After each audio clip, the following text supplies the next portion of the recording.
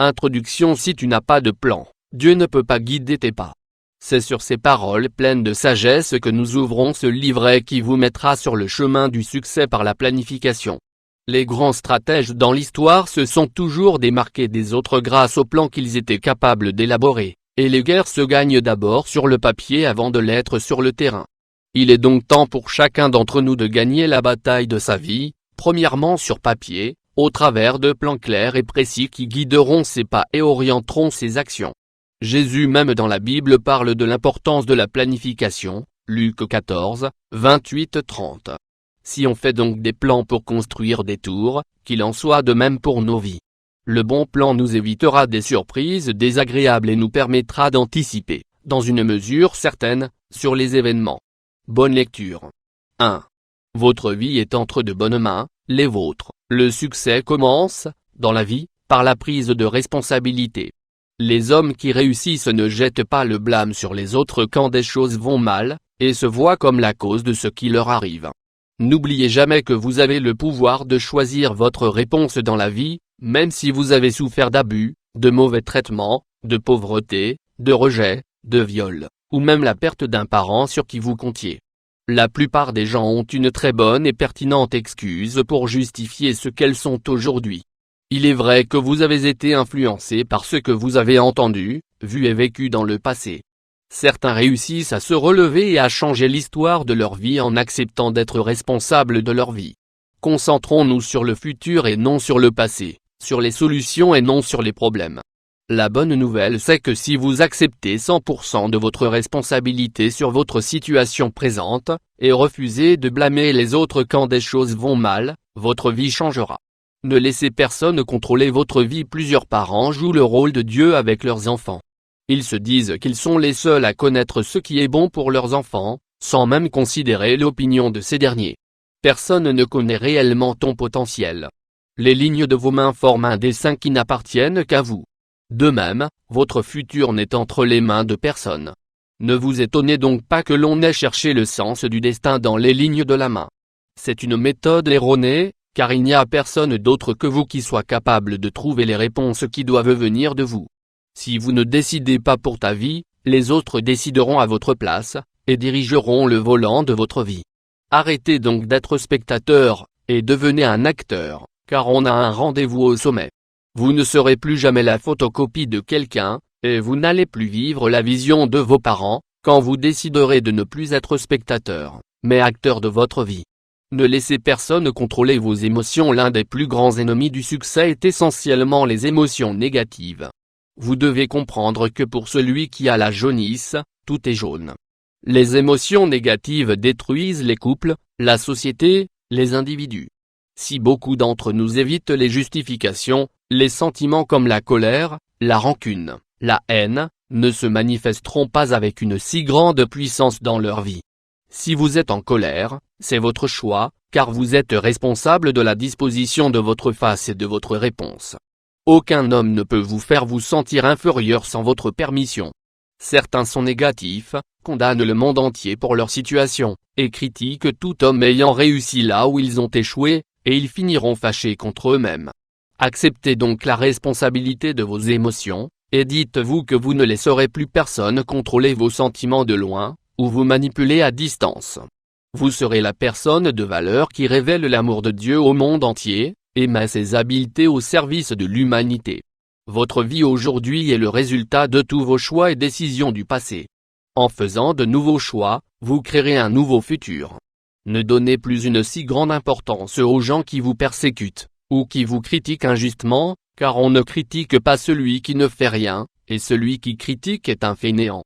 C'est pourquoi il a le temps de voir vos erreurs.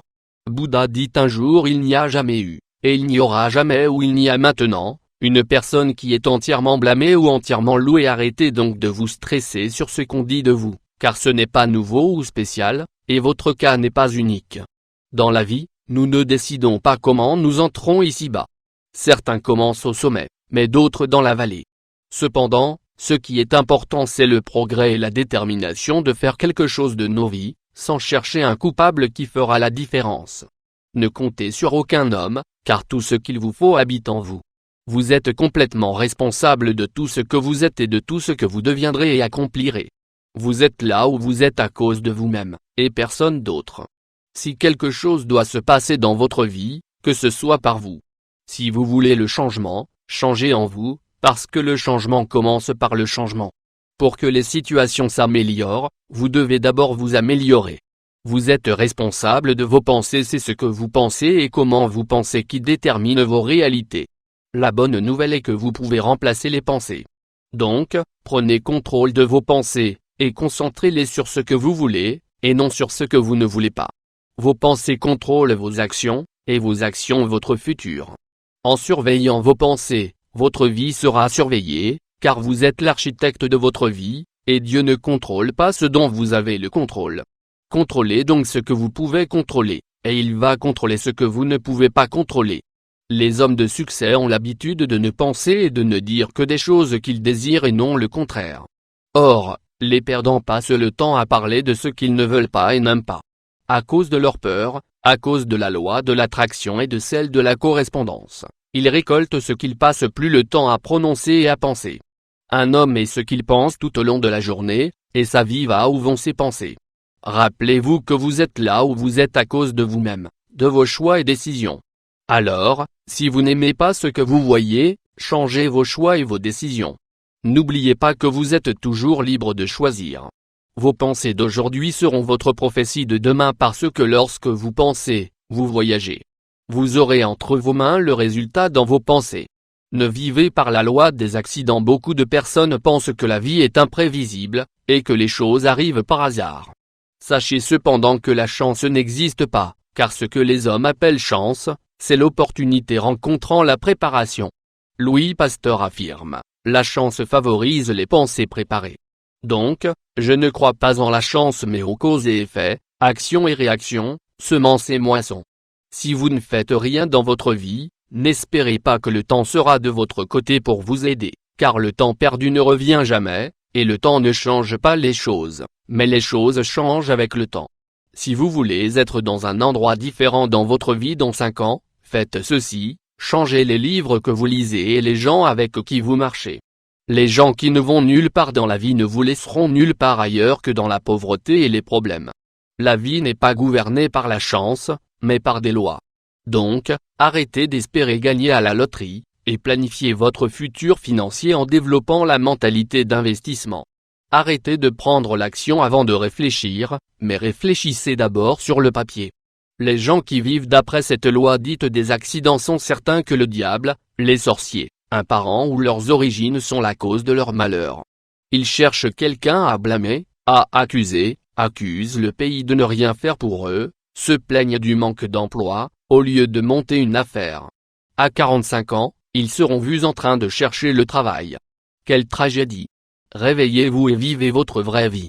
N'ayez pas peur de prendre des risques, car qui ne risque rien n'a rien. Tout est risque ici-bas.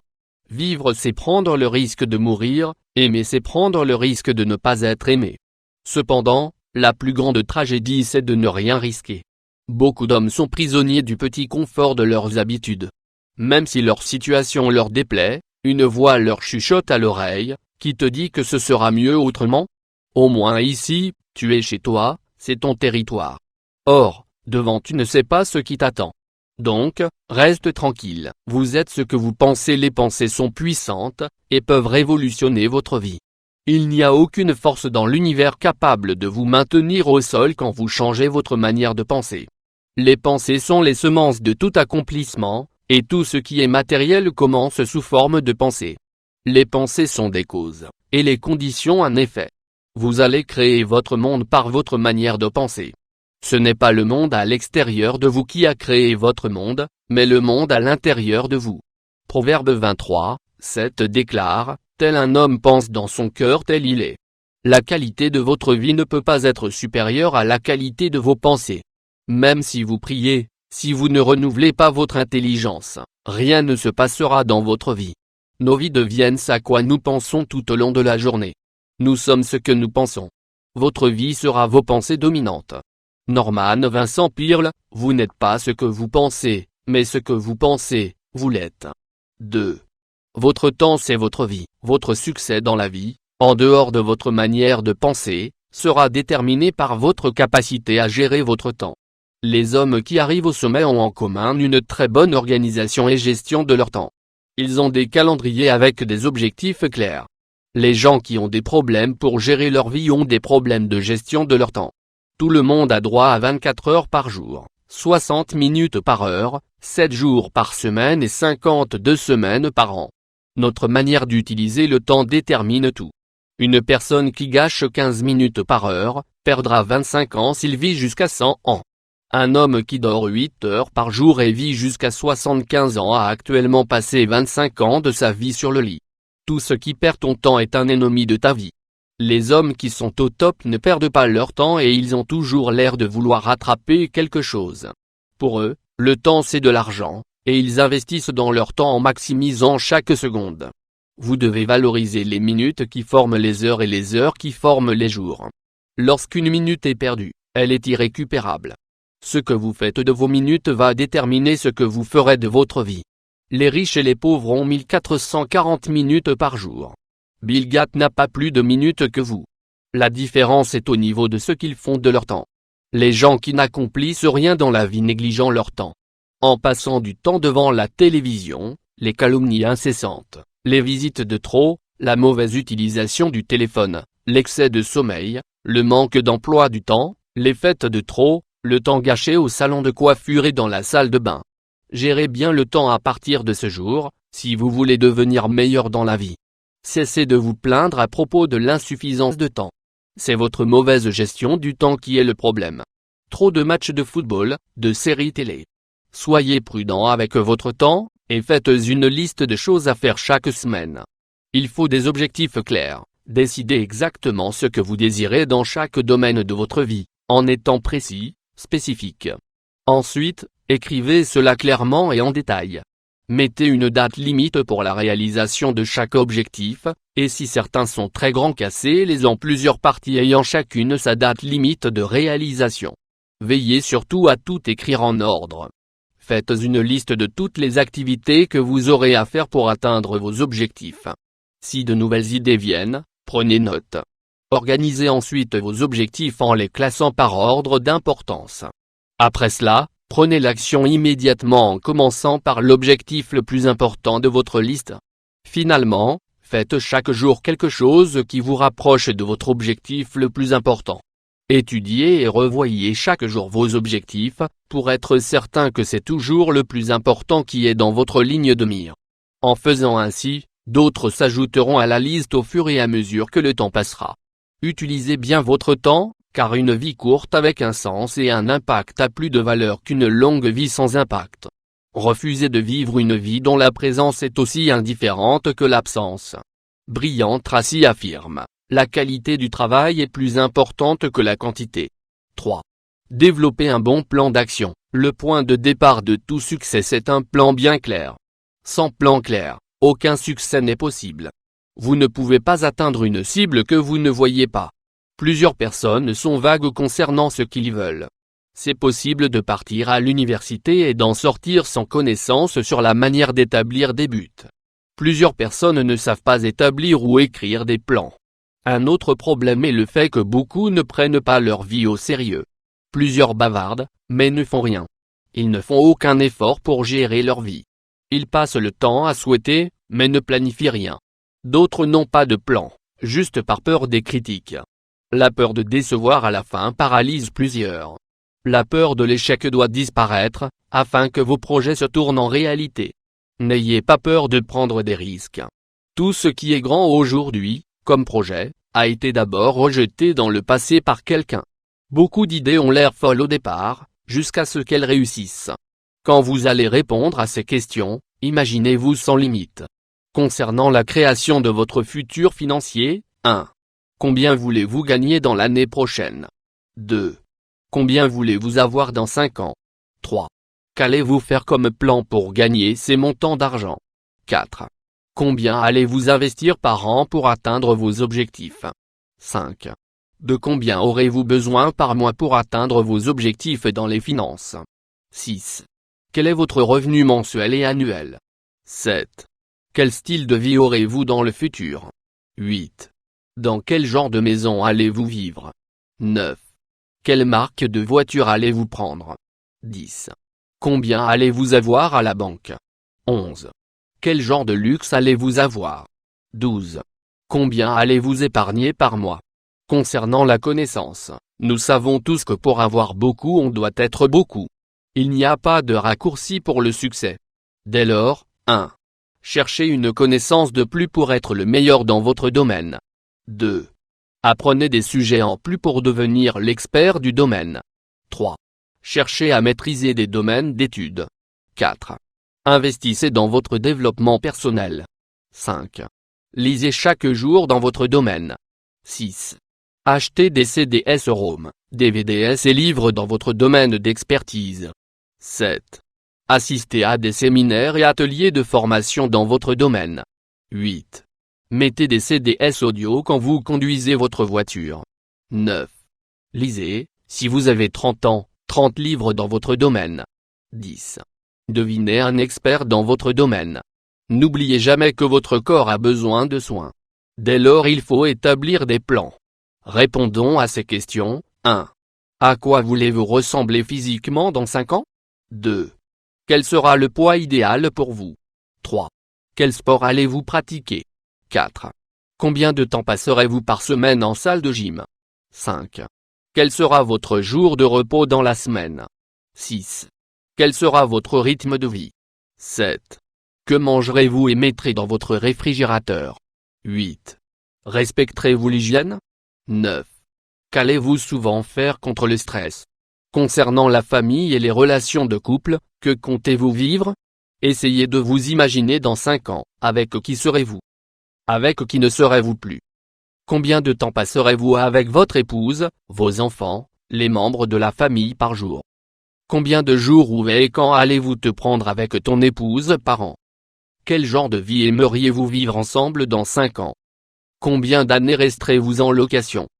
Comment vous préparerez-vous financièrement pour l'éducation de vos enfants? Quel standard de vie aimeriez-vous avoir ensemble? Comment allez-vous préparer votre mariage? Comment allez-vous discipliner vos enfants?